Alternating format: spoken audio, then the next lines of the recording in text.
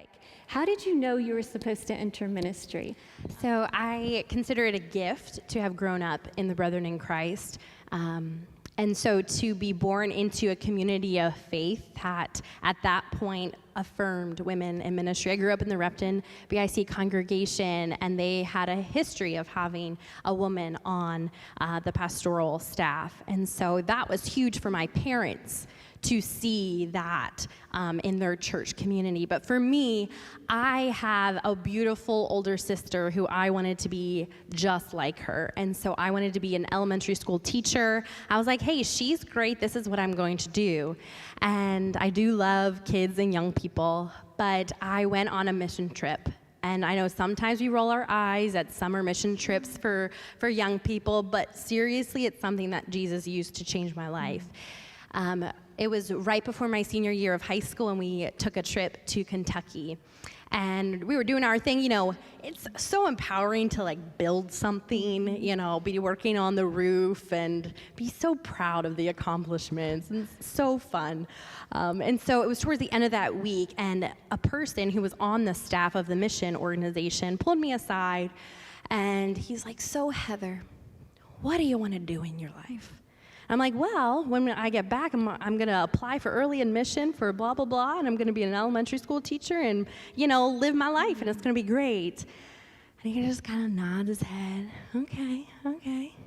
And I was, like, expecting affirmation, you know. Mm-hmm. But he then gently said, you know, Heather, I'd really encourage you, if you haven't already, have you considered going into vocational ministry? And it surprised me because it was never on my radar. It was never on my radar of, oh, I could go into ministry. I could love people and disciple people, like, and maybe get paid for it. And so I wrestled with this as a 17-year-old. I went back home, and it was one of those things where I was like, I can just keep this to myself, but I didn't. And so I shared it with my mom. I shared it with my dad. I shared it with the youth leader at that time. I was like, this is really scary. Mm-hmm. I feel like it shouldn't be scary, but it is.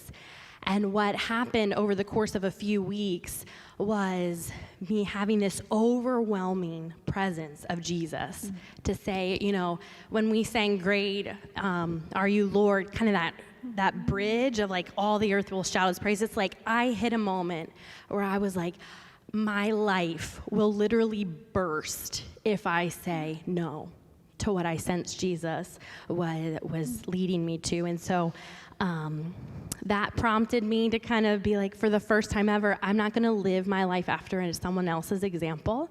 I'm going to cling to what Jesus has invited me into. And so that kind of started the process. And for me, calling is you kind of like it.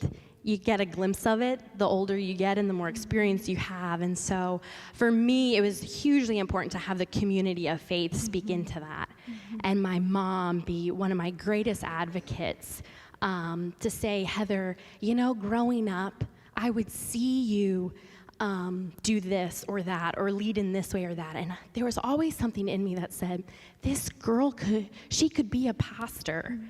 And for me to be the one who then kind of gave voice to that was huge affirmation for me. Thanks.